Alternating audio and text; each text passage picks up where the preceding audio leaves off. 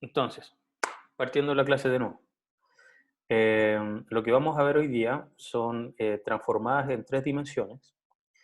Y este tema yo lo había tocado parcialmente en las presentaciones anteriores cuando estábamos hablando todavía en mundos 2D, pero me refería a esto de mundos virtuales tridimensionales, como por ejemplo una consola de juego, eh, para que se dieran cuenta de los problemas que podíamos tener en 3D y si ya en 2D significaban varias multiplicaciones, sumas de matrices y cosas por el estilo, entonces en 3D realmente a nivel computacional esto puede explotar rápidamente. Y tenemos el mundo representación tridimensional para varias cosas, ¿ya? Eh, Aquí lo que estamos viendo es un ejemplo de un auto, ¿cierto? Donde está modelado tridimensionalmente.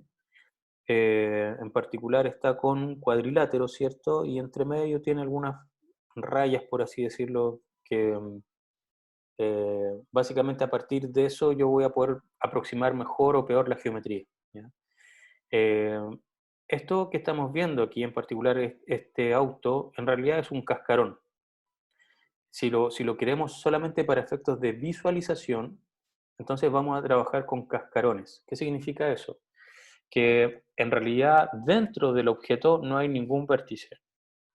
No hay nada que nos permita conocer el mundo interno de este objeto que estamos representando tridimensionalmente. Entonces, para efectos de un juego, no hay ningún problema con tener cascarones, porque en el fondo nunca nos va a interesar qué pasa al interior de este objeto. Sin embargo, cuando nosotros queremos hacer otras cosas más allá de la visualización del objeto, es que nosotros nos podemos pasar a lo que se llaman mallas tridimensionales. Una malla tridimensional en realidad también incluye a los cascarones, pero cuando hablamos de mallas de volúmenes, entonces ahí ya empezamos a hablar de que dentro de este elemento también hay elementos. O sea, de este auto hay cubos que llenan el espacio, ya no solamente la cáscara. Em, entonces, ¿para qué nos va a servir tener la discretización interna del objeto? Bueno, para hacer simulaciones típicamente mecánicas. Como les decía anteriormente, si necesitamos este auto para un juego, nos basta con el exterior, que sea bonito, que brille, que se vea súper real, cosas por el estilo. Pero si este mismo auto lo necesita, por ejemplo, Toyota o cualquier marca que haga autos, probablemente no le va a interesar ver qué tan bonito se ve, sino que estos modelos, que ya van a ser de volumen, es decir, que van a tener la información interna, ellos los van a querer hacer chocar contra una muralla a 10 kilómetros por hora, a 20 kilómetros por hora, a 30 kilómetros por hora, y así sucesivamente. ¿Por qué? Porque si no, todas estas pruebas de seguridad tendrían que hacerlas con autos de verdad, y eso sale carísimo. Entonces, todas las empresas automotrices, digamos, o sea, que hacen autos, los que hacen aviones, los que hacen todas las maquinarias pesadas, barcos incluso, necesitan contar con modelos tridimensionales para hacer simulaciones ya que incluyan problemas físicos. ¿Qué pasa si choco contra algo? ¿Qué pasa si me chocan a mí en tal punto? ¿Cómo se va a deformar esto si vuelco el auto? ¿Qué va a pasar si adentro va un bebé? ¿Qué pasa si voy con o sin cinturón? Y así sucesivamente. Y implica que ustedes van a tener que modelar esto, no solamente lo de afuera, sino que todo lo interno, y además de modelarlo, van a tener que aplicarle, eh, ¿cómo se llama? Métodos numéricos, como serían, por ejemplo, elementos finitos o volúmenes finitos, y en particular la ciencia que yo desarrollo es justamente la parte que tiene que ver con la generación de mallas de volumen, efectivamente para hacer simulaciones mecánicas, y en particular yo me dedico más que nada a lo biomecánico, es decir, por ejemplo, yo hago mallas de huesos, de cráneos, de personas, de cualquier parte biológica, digamos, que sirven para que otros hagan simulaciones médicas con ello. Por ejemplo, mi tesis de doctorado apuntaba a tener una técnica de generación de mallas que estuviese optimizado para la simulación de la extracción de un tumor cerebral. Entonces, claro, ahí no bastaba con tener el cascarón que representase el cerebro, sino que uno necesitaba de conocer cómo estaba internamente el cerebro adentro y en particular dónde estaba el tumor. Y con esa información ser mucho más preciso en las áreas donde uno se acercaba al tumor. Entonces, claro, ahí uno trabaja con técnicas de volumen. Y cuando trabajamos con técnicas de superficies es porque nos interesa más que nada la visualización. Ahora, cuando estamos trabajando con mallas tridimensionales superficiales, ¿ya? Ahí podemos utilizar mallas de triángulos o mallas de cuadriláteros, ¿ya? Ambas se utilizan harto. Cuando yo hablo de malla, no sé si yo lo que más visto de mallas en la tele, así como que todo el mundo ha visto alguna vez, son comerciales sobre hombres que se están afeitando. Y ahí muchas veces ponen un hombre que está representado por cuadrados, ¿cierto? La cara de un hombre y la prestobarba que va rozando, digamos, la piel de este hombre. También lo he visto en cuando, no sé por qué les encanta a la gente que hace o cepillos de dientes o productos dentales o mostrar las encías. Hay muchas veces ustedes van a ver también que se utilizan hartos cuadriláteros para representar eso.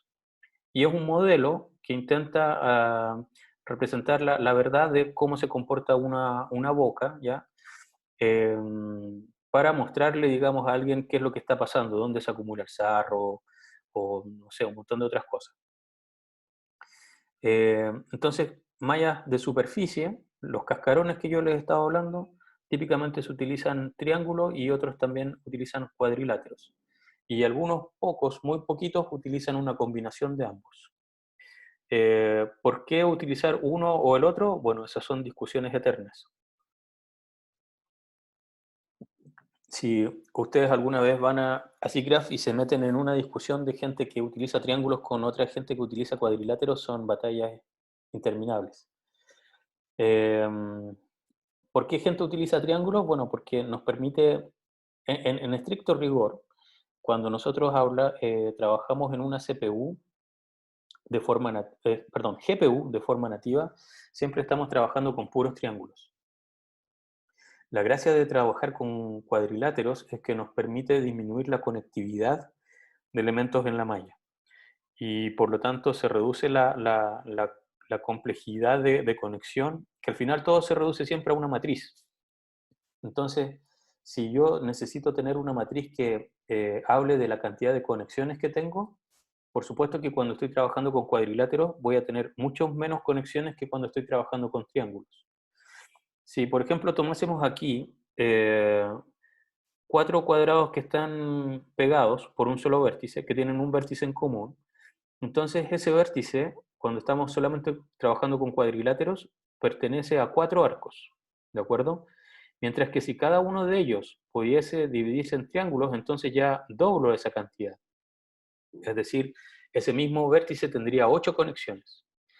Entonces, la gracia de los triángulos es que, como les dije, al fin de cuentas, siempre todo se va a traducir a triángulos, pero si trabajo todo el rato con triángulos, entonces estoy aumentando la cantidad de conexiones de forma importante. En este pequeño ejemplo ya vimos que podíamos aumentar al doble al tiro. Y si tengo mayor cantidad de conexiones, eso significa que en mi matriz final, cuando yo vea la conectividad de los elementos, significa que mi matriz es más densa. ¿Ya? Es decir, que como tengo mayor cantidad de conexiones, hay menos ceros en mi matriz. Y si hay menos ceros, entonces es más difícil hacer cálculos con eso, porque, ¿cómo se llama? Tengo que realizar típicamente más multiplicaciones o más sumas o más operaciones en general con mis matrices. Entonces, por ello es que hay mucha gente que vive en el mundo de los cuadriláteros y los prefiere, mientras que hay otros que dicen, si al final todos son triángulos, así que ¿por qué no trabajamos en ellos nomás? ¿Y para qué hablar de cuando nos pasamos a 3D? Cuando nos pasamos a 3D está el mundo de la gente que trabaja con tetraedros, ¿ya? ¿Qué cosa sería un tetraedro? Si se imaginan las pirámides de Giza en Egipto, ¿cierto? Esas pirámides tienen como base un cuadrado, ¿ya? Un tetraedro es como esa pirámide, pero cuya base es triangular. Es decir, se compone de 4 vértices el tetraedro, y cada vértice se conecta a otros 3, ¿ya? Y todos están conectados con todos. Entonces, eso es lo que sería un tetraedro. Luego tenemos otros elementos como efectivamente la pirámide, que es la pirámide de Giza, cuya base es cuadrada, ¿cierto? Luego tenemos prismas. Los prismas son dos triángulos que se oponen entre sí y por lo tanto se unen por 3 caras cuadrangulares. Y finalmente tenemos los hexaedros. Y los hexaedros son básicamente un cubo, un dado, ¿ya? Es decir, tienen 8 vértices y se conectan, cada vértice se conecta a otros 3 y forma efectivamente un cubo. Ese es un hexaedro. Entonces, cuando trabajamos en 3D, está la gente que trabaja solamente con tetraedros, está la gente que solamente trabaja con hexaedros, y hay gente extraña que vive en los dos mundos y que utiliza elementos mixtos, es decir, utiliza una combinación de tetraedros con prismas, con pirámides y con hexaedros. Y después de eso hay gente aún más volada, que hoy en día también existen cosas más complejas, y es cuando ya hablamos de mallas de poliedros, ¿ya? Ahí los elementos básicos pueden ser cualquier cosa, cualquier poliedro, pero hay algunas restricciones, sí, que si el poliedro es muy grande, es decir, tiene mucha conectividad, eh, se, hace que la matriz al final también sea súper compleja, y por lo tanto se busca más que nada que los poliedros que uno genera sean regulares, ¿ya? Por ejemplo, un tetraedro regular, un hexaedro regular, elementos que todos los vértices son equivalentes entre sí, como que definen isomorfismos entre ellos. En el prisma también se da lo mismo. En la pirámide no se da eso, porque si se dan cuenta, en la pirámide todos los nodos de la base están conectados a otros 3, mientras que el ápice, que es la punta de arriba, ese está conectado a 4. Entonces, en una pirámide no todos los nodos son equivalentes. Eh, y un poco, claro, ahí empiezan a haber varios mundos al respecto, va a depender mucho de qué tipo de simulación uno quiera hacer. Hay veces que uno cuenta con software que está optimizado para trabajar con tetraedros o con triángulos, otras veces el software está optimizado para trabajar con hexaedros o con cuadrados.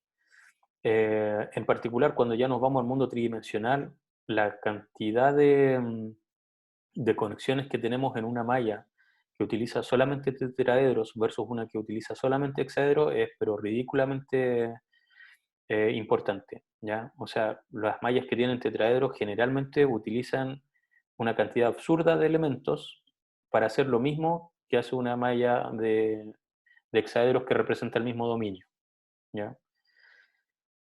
Ok, entonces eso era un poco indicarles en general el mundo de las mallas geométricas. Por supuesto que hay un montón de cosas más que aprender sobre eso, pero hoy día lo que queremos ver son las transformaciones que nosotros vamos a realizar sobre esas mallas geométricas, sobre un mundo tridimensional, ya sea que sea una malla de volumen o una malla de superficie, que sería el cascarón. Entonces, vayamos allá. Primero vamos a tener el sistema de coordenadas universal, ¿cierto? WC, y tiene que seguir el sentido va a quedar definido por la regla de la mano derecha, ¿ya? Entonces ahí tienen los ejes X, Y y Z. Y las rotaciones positivas van según la regla de la mano derecha. Entonces, aquí tienen un ejemplo de cómo se representaría un tetraedro. Este tetraedro, como yo les dije anteriormente, está compuesto de 4 vértices. El primer vértice está en el origen, ¿ya? Por eso 0001. El segundo vértice va a tener un valor en X, en los otros va a tener ceros. Lo mismo para I y para Z. Aquí hay una pregunta, ¿hay algún algoritmo que nos permita decidir cuál modelo es mejor, dado el caso? En realidad es la aplicación la que te va a indicar qué es lo que tú tienes que utilizar. Em, Muchas veces lo que ocurre es que, por ejemplo, si estamos en 2D, eh, mallas que tienen muchas complejidades en su borde, supongamos algo que sea bien complejo. A ver, yo quiero representar entonces la isla de Pascua, ¿ya? El borde de la isla de Pascua, hacer puros triangulitos que representen la isla de Pascua. Esos triángulos se puede lograr bastante bien, ¿ya? Y, y de hecho hay muchos ejemplos con respecto a eso. El problema, como les dije anteriormente, es que si uno quiere hilar súper fino, va a generar una cantidad demasiado grande de triángulos. En cambio, quizás si uno utiliza una malla solamente con cuadriláteros, entonces va a tener muchos menos elementos. Sin embargo, puede que en algunas partes, si el cuadrilátero que yo quiero ocupar es muy grande, entonces voy a perder representación del borde. Y por lo tanto, ahí depende de uno. Aquí, como en cada uno de los sistemas computacionales, uno siempre está jugando entre la precisión y la rapidez, ¿ya? Si quiere ser preciso, entonces va a disminuir la performance o va a necesitar una máquina muy poderosa para resolver eso. Y si quiere ir muy rápido, entonces, claro, muchas veces uno sacrifica precisión para lograr eso. Eh, Generalmente uno parte por utilizar algoritmos combinados, en el sentido de que eh, si quiero cosas para descartar rápidamente que algo no ocurre, entonces utilizo algoritmos que no son tan finos. Pero si esos, así como vimos la clase pasada cuando estábamos viendo clipping, si es que yo no, con esos casos que van súper rápido, no puedo determinar si es que sí o no la respuesta, entonces ahí necesito hilar más fino. Y ahí quizás uno pueda pasarse a otra malla geométrica para resolver el problema ya más fino, dado que con la malla gruesa no pudo resolverlo.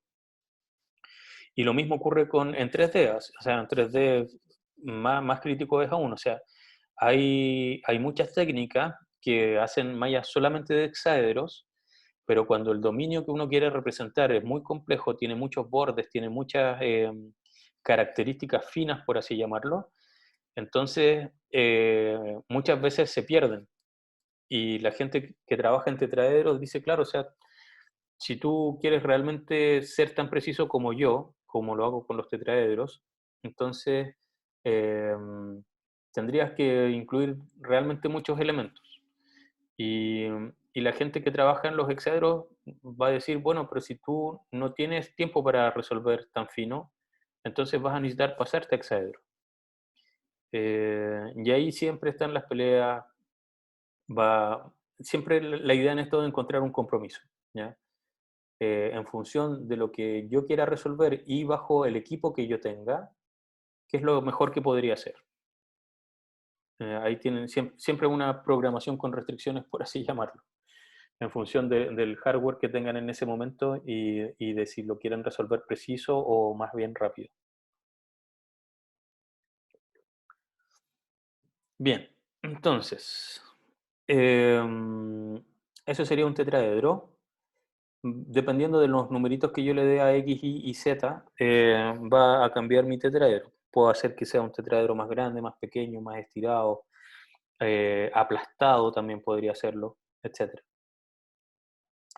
Entonces veamos algunas transformaciones que existen en 3D. Así como vimos las transformaciones para 2D, en 3D vamos a tener bastantes equivalencias con lo que ya vimos.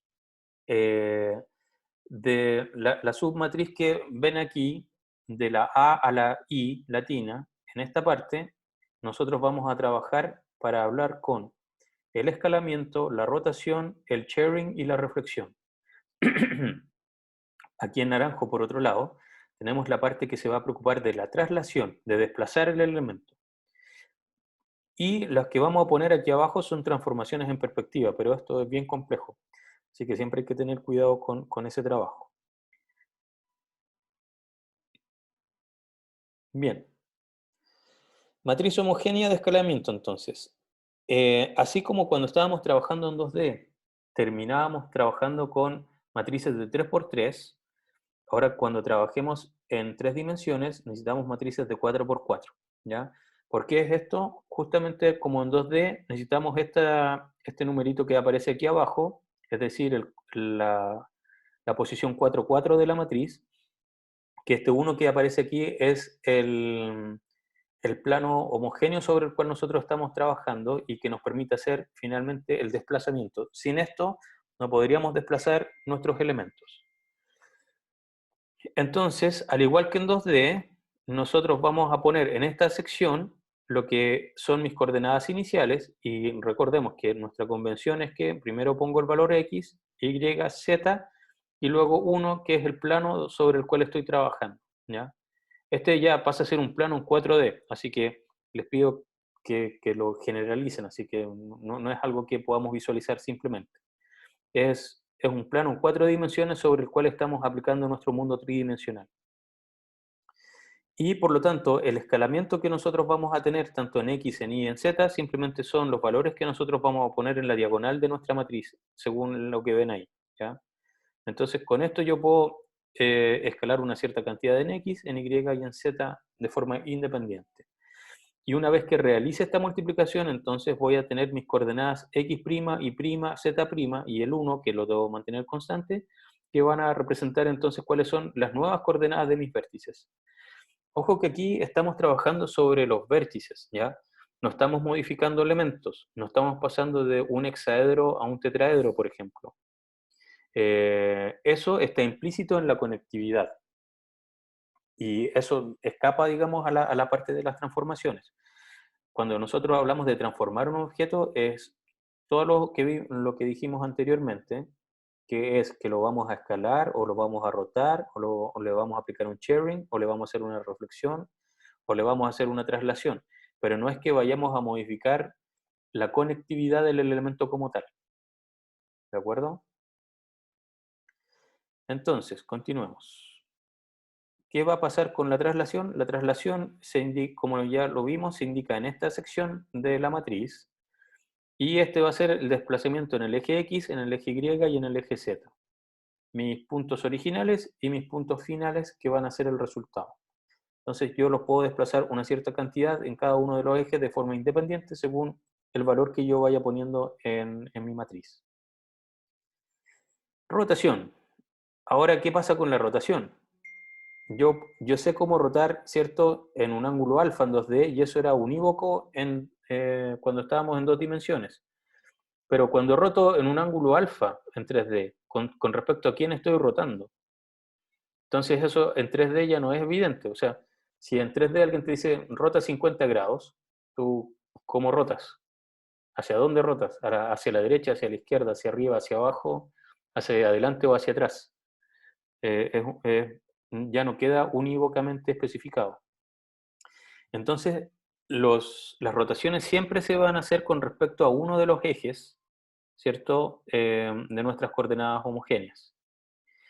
Y las rotaciones positivas van a ser en contra de las agujas del reloj, ¿ya? Y una rotación con respecto a un eje arbitrario es simplemente una descomposición de rotaciones simples con respecto a los ejes principales. También eso habíamos visto algunos ejemplos en 2 dimensiones. Entonces, ¿qué pasaría si yo quiero rotar con respecto al eje X, ¿cierto?, en un ángulo alfa? Y ojo que estoy rotando clockwise, ¿cierto? Claro, contra el sentido de las manijas del reloj. En un ángulo alfa, entonces, si originalmente esto estaba por acá, ¿cierto? Ahora va a llegar acá. Y en realidad voy a estar rotando, si estaba alineado con Y, entonces voy a girar un poquito hacia acá en un cierto ángulo alfa, acercándome hacia el Z. Eso es lo que estoy haciendo, ¿ya? Y por lo tanto, si se dan cuenta, esto era como yo ponía antes para 2D, pero como X se mantiene constante, entonces eso lo tengo que reflejar acá, ¿ya? Mi X se va a mantener constante. Eso quiere decir que estoy rotando con respecto al eje X en un ángulo alfa y por lo tanto voy a modificar mis coordenadas Y y Z según estas cuatro componentes que aparecen acá. Y este tampoco lo toco porque es el plano homogéneo donde estoy trabajando. Así que eso sería una rotación con respecto al eje X. Una rotación con respecto al eje Y, ¿qué debería cambiar? O más fácil, ¿qué cosa hacer? ¿Dónde pondría el valor 1 constante? ¿En qué componente de mi matriz? Segunda fila, segunda columna. Claro, en 2,2, ¿cierto? En 2,2 quedaría el 1 y todos los otros valores de la segunda fila quedarían en 0 y todos los otros valores de la segunda columna quedarían en 0. Bueno, ahí está la siguiente diapositiva. Ahí tengo efectivamente en y si se dan cuenta, ojo que no es que traspase esto, los estire igual, si aquí estos valores empiezan a cambiar un poquito, pero esta es la definición correcta.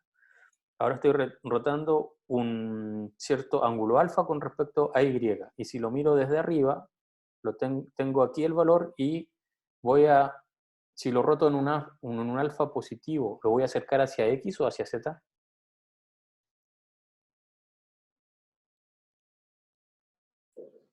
Mirándolo desde arriba. Estoy aquí y lo voy a rotar 50 grados. ¿Se va a acercar hacia Z o hacia X? No sé aquí. Claro, hacia X. ¿Por qué? Porque tengo que seguir la regla de la mano derecha. Entonces, vamos a la siguiente, y ahí está. Ese es alfa positivo y me acerqué más hacia X, ¿ya? En el valor que sea este ángulo. Y finalmente, entonces, cuando quiero hacer una rotación con respecto o sea, sobre el eje Z, el que se va a mantener constante es este de acá. Y nuevamente, si lo miro desde arriba, aquí tengo X y aquí tengo Y. Y roto en un alfa positivo, ¿hacia dónde me voy a ir? Hacia Y. Correcto. Entonces, ahí crecí en un alfa que es positivo, ¿cierto? Y me fui hacia allá. Si hubiese rotado en un ángulo negativo, me hubiese acercado más hacia X, obviamente. Ahora, al igual que en 2D, el orden en que nosotros ejecutamos nuestras modificaciones es aún más evidente que no nos va a producir el mismo resultado. Entonces, el orden en que se aplican las rotaciones afecta el resultado. Ejemplo, rotación de 90 grados con respecto al eje Z, luego rotación de 90 grados con respecto al eje X versus intercambiarlos. ¿Ya? ¿Cuál es este de acá arriba? Primero roté, en qué eje?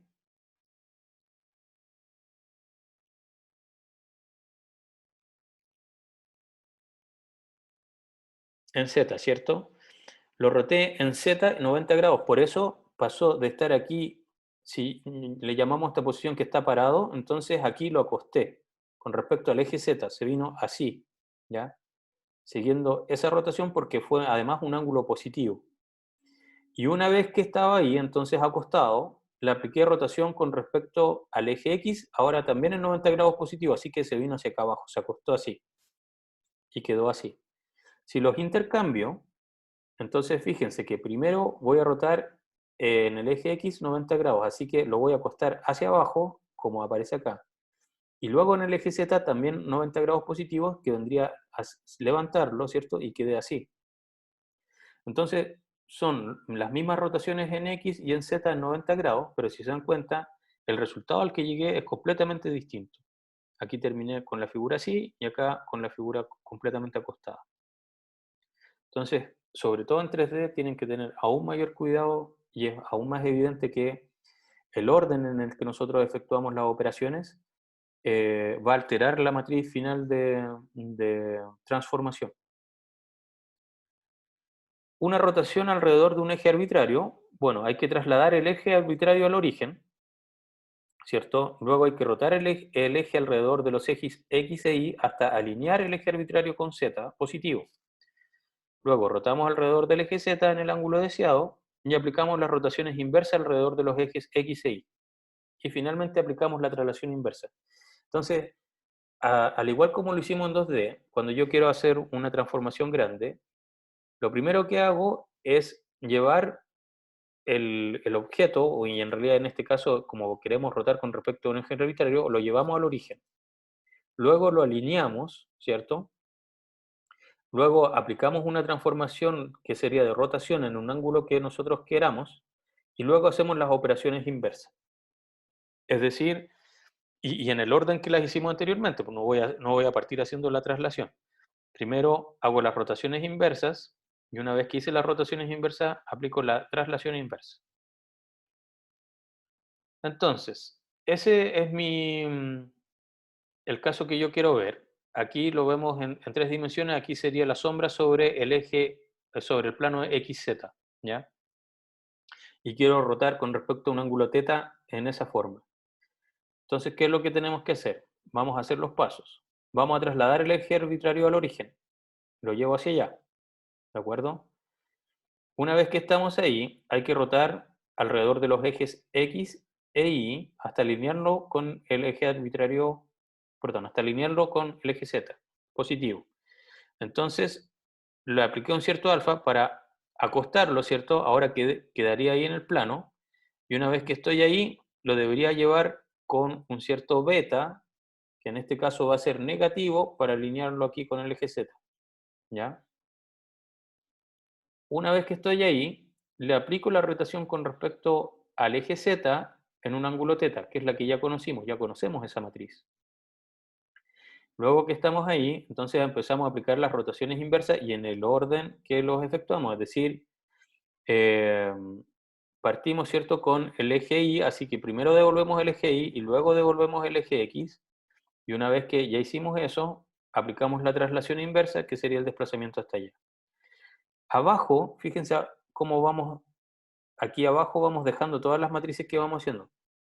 Primero, mi matriz es una traslación en menos de X, menos de Y, menos de Z. Si se fijan en la parte inferior izquierda de la diapositiva, tengo una matriz de traslación. Luego, hice una matriz de rotación con respecto al eje X en menos alfa y con respecto al eje Y en beta, ¿ya? Hasta hacerlo calzar. Luego, roté en el eje Z en un ángulo θ, ¿ya? Luego me devolví. Así que lo que ocurrió es que hice la rotación en el eje y luego en el eje X, porque había partido primero por el X y luego por el Y cuando me venía en el sentido opuesto. Y finalmente le aplico la traslación con más de X, más de Y, más de Z. Recordando que este es el orden de, esto es lo primero que se aplica, lo que está más a la derecha, porque aquí viene todo mi conjunto de vértices, ¿cierto? En una matriz de 4 por n, es decir, 4 filas, n columnas, y n columnas significa que tengo n puntos en mi objeto. Pero obviamente no voy a multiplicar esto por 4 por n y luego esto por 4 por n y esto por 4 por n. Lo que dijimos es que como n tiende a ser siempre muy grande, es mucho más rápido multiplicar cada una de estas matrices que son de 4 por 4, ¿cierto? Y una vez que resolví esta multiplicación de 1, 2, 3, 4, 5, 6, 7 matrices de 4 por 4, tengo una matriz global ya de que involucra todas las transformaciones. Y esta matriz de 4 por 4 se le aplico a todos los vértices que serían n. Reflexión. ¿Qué pasa con la reflexión? Tengo una reflexión con respecto a un plano. En el plano x igual 0, ¿ya? Entonces bastaría con hacer menos 1 todos los x. Plano y menos 1 todos los que estén en y plano z menos 1 todos los que estén en z. Y reflexión con respecto al origen es simplemente poner puros menos 1 en la diagonal, salvo en mi auxiliar del plano homogéneo, que es donde estoy trabajando. Entonces, reflexión con respecto a un plano arbitrario. Se obtiene por combinación de traslaciones, rotaciones y reflexiones básicas. Ejemplo, calculemos la reflexión del punto 2, 2, menos 1 con respecto al plano definido por los puntos que aparecen ahí. Le voy a poner pausa al video e intentemos resolver este ejercicio. Y vamos a ver qué nos indica esto. Entonces, la solución sería, que se propone aquí, es que tengo los vértices como ya lo había mostrado y quiero determinar este alfa, donde en X, si lo veo desde arriba, estoy parado en 3 y en Z estoy parado en 1, que vendría a ser proyectar este vértice a este plano, que dice que este 3 se permanece, este 1 pasa a ser un 0 porque por algo lo llevé ahí 0, y este 1 es la altura en Z, entonces va a ser este de acá. Y por lo tanto, tengo que R coseno de alfa tiene que ser 3, ¿cierto? R seno de alfa es 1, por lo tanto, despejo y de aquí encuentro que el seno de alfa debe ser esta medida de acá y el coseno de alfa tiene que ser esa medida de ahí, ¿ya? Ahí ya puedo determinar cuál es el valor de alfa. Voy a determinar qué alfa es en algún momento. Luego, entonces, lo que voy a hacer, voy a rotar en Y menos alfa. ¿Por qué menos alfa?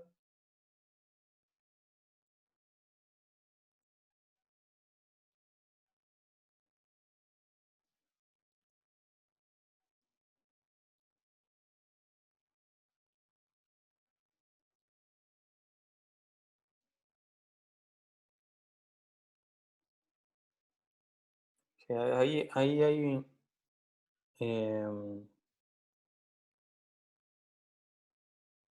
para acercarlo a X, claro.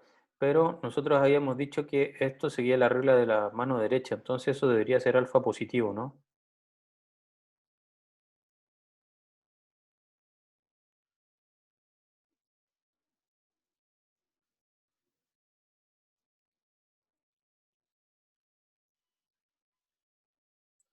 Ya, muy bien. Entonces, fíjense que esta matriz es la final. Esto es lo que se hace al último, muy bien, dijo ahí su compañero. Lo que se hace primero es lo que está aquí, ¿sí? Y esto efectivamente dice voy a rotar en alfa sobre el eje Y. Esto es lo que se hace primero, así que está bien, positivo. Positivo. Luego hice la reflexión con respecto al plano z igual 0 y luego apliqué la rotación menos alfa para devolverme al original, ¿sí? Y por lo tanto, para todos mis puntos le aplico esta matriz M, que es la multiplicación de estas tres. Listo, muy fácil, ¿no? Entonces recuerden que cuando yo tengo estas matrices así, en realidad lo primero que se aplica no es lo que está acá, sino que lo que está acá. Y tengo que ser consecuente con que si roto en un ángulo alfa, luego cuando me devuelva, rote en menos alfa, que en este caso sería el último paso porque no fue necesario hacer traslaciones. Bien, el sharing. El concepto de sharing es como compartir entre comillas. Es una distorsión entonces de una o más coordenadas debido a la acción de las otras coordenadas.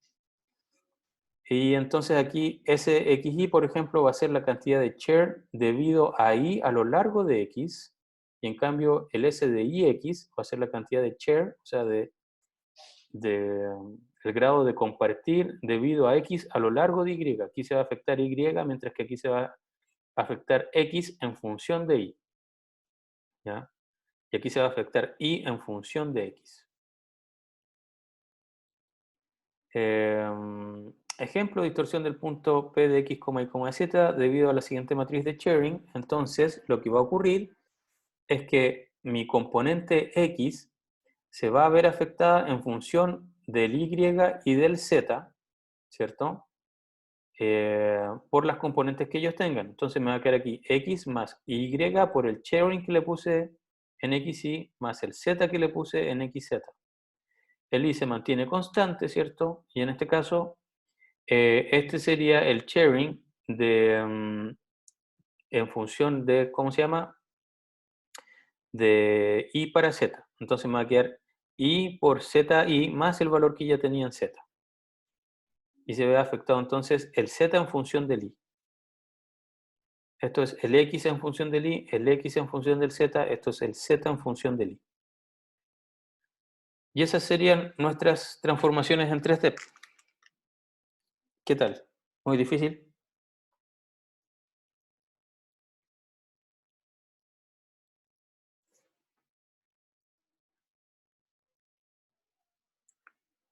Bien, entonces...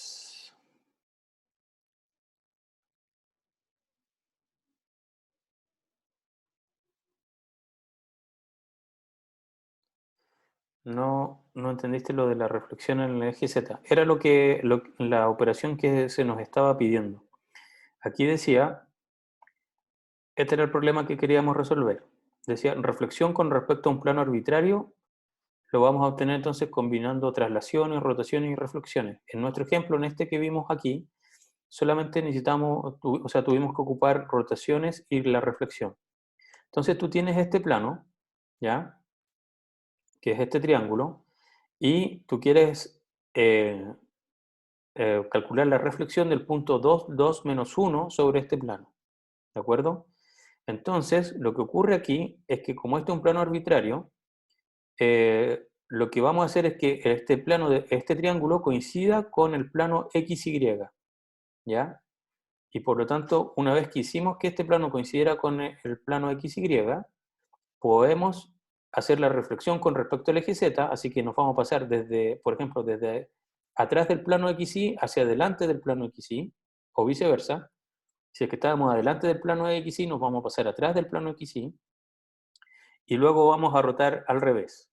Ahora, ¿por qué no lo aplicamos sobre el punto 2, 2 menos 1? Porque lo que nos importa a nosotros es calcular la matriz de transformación, la matriz M. Para calcular la matriz M, entonces primero se hace lo que estaba aquí a la derecha, rotamos en un cierto grado alfa con respecto al eje Y, así que ahí lo alineamos, este triángulo con el plano XY, y una vez que lo alineamos, entonces hicimos la reflexión en z igual 0, es decir, la reflexión con respecto al eje Z. Y eso es básicamente multiplicar por menos 1 la coordenada del punto en cuestión. Pero una vez que ya le apliqué la rotación, ¿ya? Le apliqué la rotación, ya ese resultado, el z lo voy a multiplicar por menos 1, así que si era negativo pasa a ser positivo, si era positivo pasa a ser negativo. Y luego aplico la rotación al revés en menos alfa, que es el ángulo que determiné. Y así me devuelvo a que este plano volvió a estar aquí, y por lo tanto, si el punto estaba aquí, ahora pasó a este lado. O si estaba aquí, pasó ahora a este lado. Esa es la idea. ¿Alguna otra pregunta?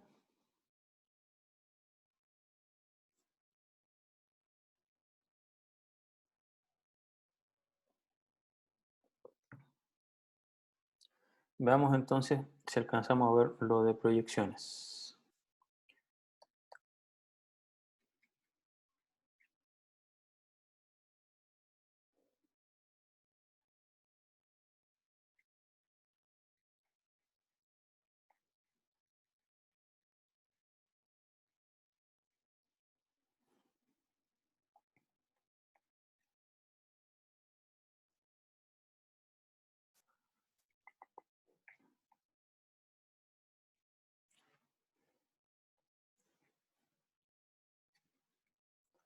Bien, entonces, no vamos a ver esto íntegramente, porque esta parte de proyecciones, sobre todo hacia el final, se pone bien complejo. Así que más que nada les voy a hacer una introducción, ¿de acuerdo?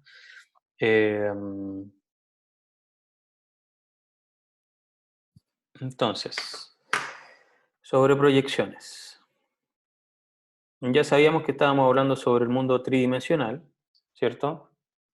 Pero tenemos que pensar que cuando nosotros trabajamos con los computadores, rara vez en realidad estamos trabajando en 3 dimensiones. Ya el hecho de llevarlo a una pantalla lo estamos resolviendo en 2D.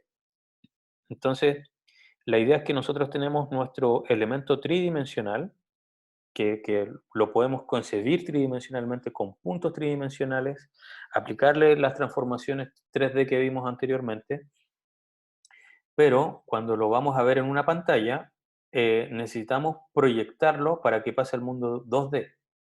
Salvo que tuviésemos alguna interfaz que nos permitiera hacer como cosas como hologramas y aún así es como realmente no es verdaderamente 3D. Todavía no estamos en ese momento de nuestra historia.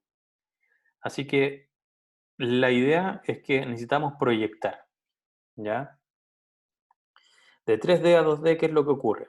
Nosotros tenemos aquí, estamos en el mundo tridimensional, vamos a hacer un mapeo hacia 2 dimensiones y de 2 dimensiones también a veces queremos pasar a 3D en función de lo que vayamos visualizando, por ejemplo. Entonces, ¿qué significa hacer esto? Significa que en el mundo 3D primero tenemos que hacer un clipping, y el clipping era ver los algoritmos tridimensionales que hacen que se recorten los objetos. Luego voy a aplicar proyección a lo que todavía es visible y luego voy a aplicarle transformaciones para que esto quede en 2 dimensiones, ¿ya? Y se siga viendo real. Recordemos que nosotros vimos ejemplos de clipping en 2D, ¿ya? Que era esto de que yo tenía una geometría que se componía a partir de una secuencia de puntos en 2D y nosotros queríamos determinar la sección que era visible. Y para ello vimos algoritmos así como que si estoy afuera de la pantalla y llego a un punto en el cual entro, entonces calculo la intersección, luego agrego el siguiente punto, etc. Y dentro de los algoritmos de clipping vimos el de Cohen-Sutherland y el de Liansbarski en particular, ¿ya? Entonces cada uno de ellos tiene sus complicaciones y sus virtudes, pero la idea es que cuando nosotros estamos haciendo clipping muchas veces tenemos que estar calculando intersecciones y determinando qué cosa del mundo, ojo, tridimensional es todavía visible. Es decir, si volvemos aquí a nuestro auto, y supongamos que yo le hiciera mucho zoom a este auto, ¿cierto? Ahora hay parte que deja de verse, ¿cierto? Ahí a este auto yo le estoy haciendo clipping, o más bien, mi pantalla, como esto es una diapositiva, en realidad no estoy trabajando con el auto tridimensional, le estoy haciendo clipping, ¿ya? Pero es solamente el objeto 2D. De hecho, ¿saben qué? Hasta les voy a mostrar mejor. Como no vamos a alcanzar a ver todas las proyecciones hoy día, les voy a mostrar un ejemplo tridimensional para que veamos el clipping 3D. Voy a dejar de compartir esta pantalla. Denme un segundo.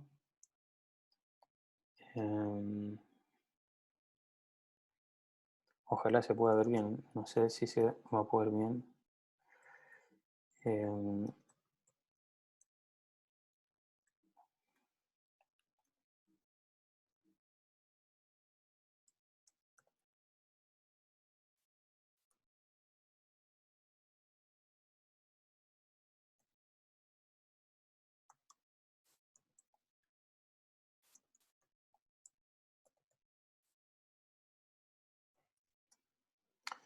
Ok, entonces estoy activando aquí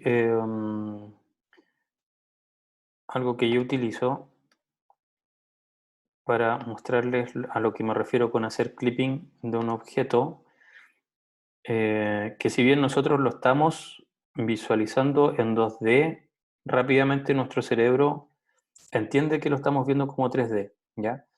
Esto que ven ahí es una malla de un cerebro. Y yo lo puedo rotar, ¿cierto? Vemos que es una malla de puros triángulos y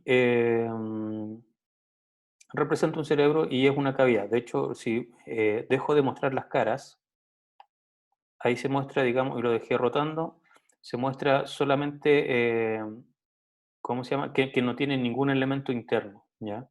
Esa es un poco la idea. Entonces, cuando yo me refiero a este mundo, nuestro cerebro es capaz de interpretar como si estuviese esto en 3D, ¿ya? Es un cerebro que está flotando y yo me lo puedo imaginar que es un objeto tridimensional. Lo que va a ocurrir entonces ahora es que cuando yo digo que necesito hacer clipping desde el mundo 3D en una primera etapa, es que, por ejemplo, si yo le hago zoom a esto, ahí hay parte del objeto que dejé de ver, ¿cierto? Y como lo dejé de ver, tengo que ver cuáles son las secciones que siguen siendo visibles. Si le sigo haciendo zoom, claro, voy a llegar hasta ver casi puros triángulos y por el efecto, entre comillas, de cambio de color, mi cerebro lo interpreta como sombreado y es eso lo que le empieza a dar el relieve o el volumen a mi figura. Em, entonces, ahí yo estoy efectuando clipping entre mis caras, ¿cierto? Y el borde de este cuadrado que es la imagen visible por ahora. ¿Lo pueden ver bien o no? Espero que lo puedan ver bien, que tenga una calidad decente.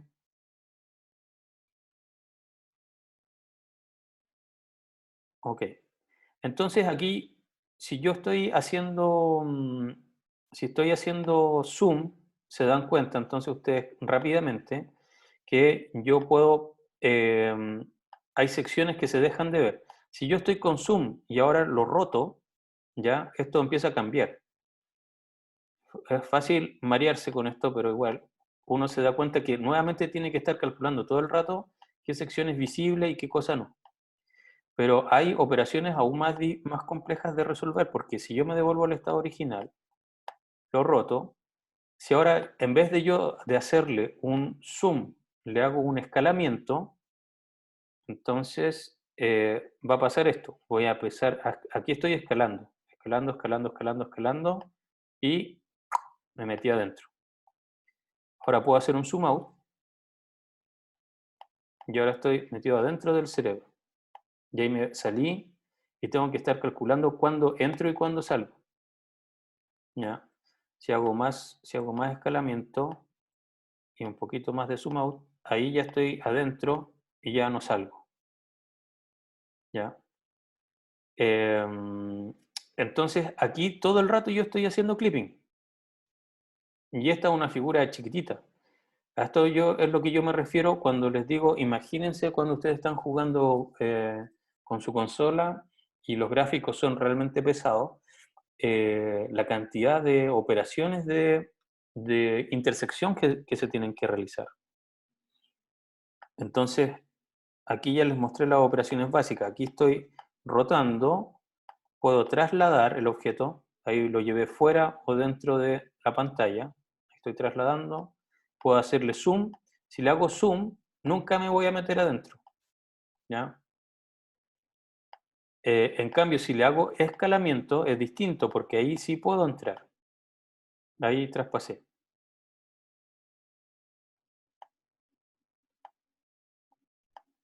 Entonces, esto es una proyección, volvamos al original.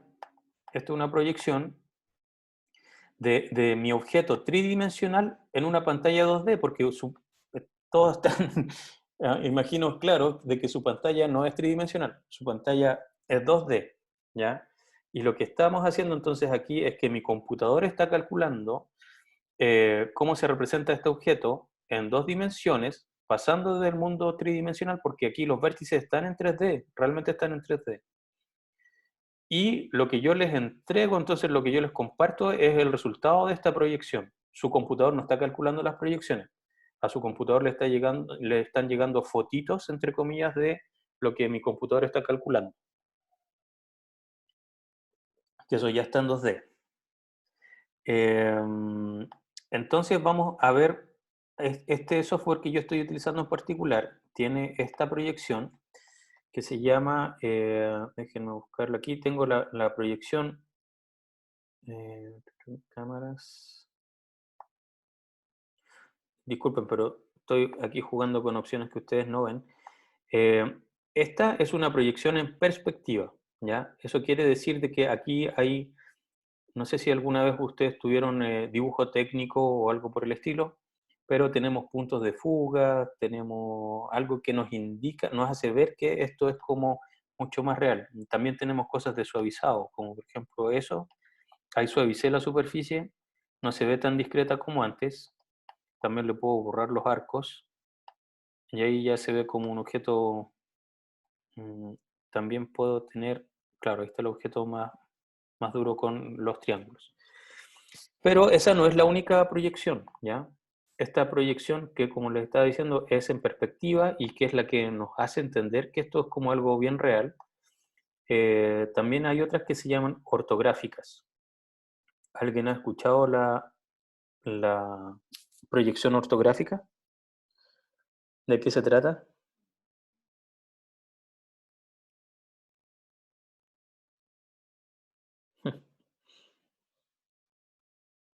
Ya, la proyección ortográfica significa de que yo hago que esto pasa a estar solamente, lo aplasto contra uno de los planos. Por ejemplo, z igual 0, o x igual 0, o y igual 0.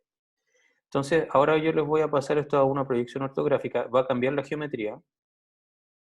Chic, ahí pasamos a una proyección ortográfica. Y ahora si yo roto, bueno, esto como es un cerebro no se nota tanto, pero si tuviésemos un cuadrado, se darían cuenta que a veces voy a estar alineado y otras veces para nada.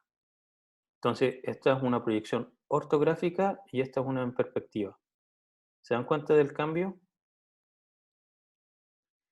Como les decía, para objetos que son más cuadrados, por así llamarlos, es que esto se va a notar mucho más. Y cuando los objetos sean más bien cuadrados, entonces nos vamos a, cuando estemos completamente alineados con X, con Y o con Z, se va a ver efectivamente un elemento perfecto, pero en otros casos se va a ver muy distorsionado. Eh, Déjenme ver si encuentro una malla con respecto a eso. Les voy a dejar de compartir. Eh,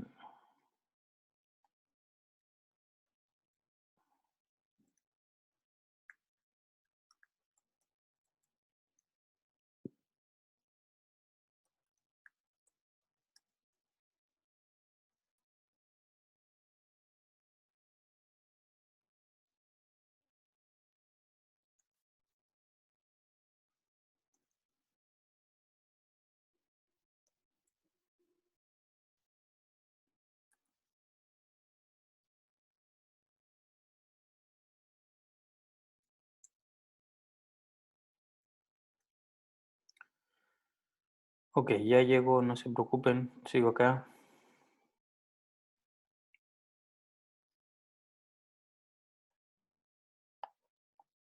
Voy a agrandar un poquito la pantalla.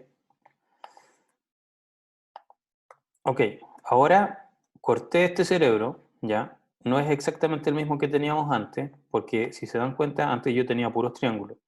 En cambio, este tiene cuadrados y triángulos en la superficie.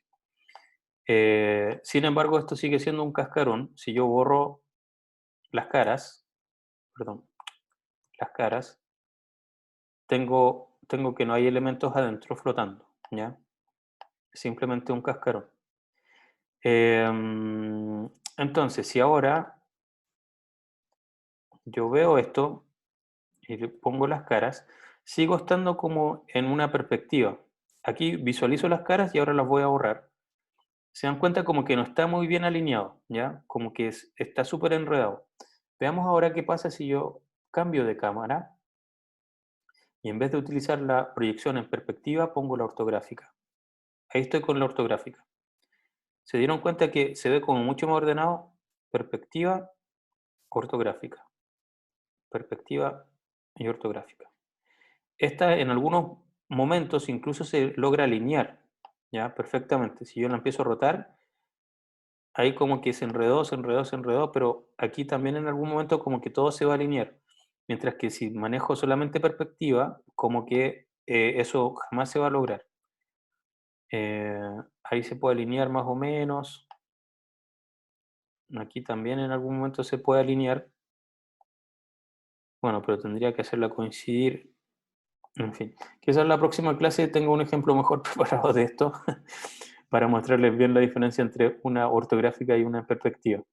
Pero miren, esa es ortográfica y esa otra es perspectiva. Ortográfica, perspectiva. Ok, entonces eso es un poco lo que les quería explicar. Lo que estamos viendo aquí es una malla de, si bien estamos viendo solamente el cascarón, esta malla en realidad tiene información al interior. Lo que pasa es que yo al programa que se la paso le digo calcula solamente el cascarón. Eh, pero quizás la próxima clase también, para hablar un poquito más de mallas geométricas, les pueda mostrar otros ejemplos en donde se vea efectivamente que esto es mucho más que eso. Y entonces hoy día aprendimos varias cosas. Pues, vimos transformaciones tridimensionales, vimos un montón de cosas que tienen que ver con la definición de las mallas y que distintos tipos de mallas van a servir para distintos tipos de cosas. Eh, la proyección en perspectiva es mucho más cara que la ortográfica. La ortográfica, de hecho, es como que tú tuvieses el punto de, o sea, el punto de fuga está es proyección sobre los planos, básicamente. Y en cambio, la perspectiva, tú tienes que tener un punto de fuga sobre el cual irte. Entonces, la perspectiva es mucho más cara. Bueno, vimos todo ese tipo de transformaciones tridimensionales. Les recuerdo que hay que tener súper en claro que el orden en el cual yo efectúo mis transformaciones no me produce el mismo resultado necesariamente.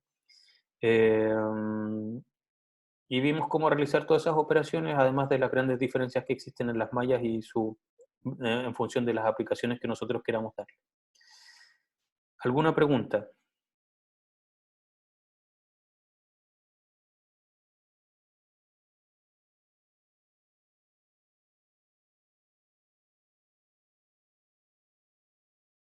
Perfecto.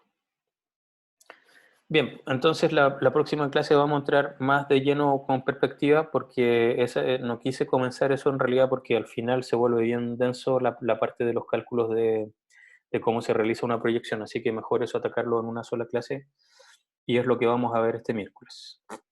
Así que recuerden que deben buscar el paper y para el paper fíjense en la extensión y que sea del tipo ACM Transactions on Graphics y también preocúpense de que no tengan intersección con alguno de sus compañeros que quizás ya haya escogido el que a ustedes les interesó.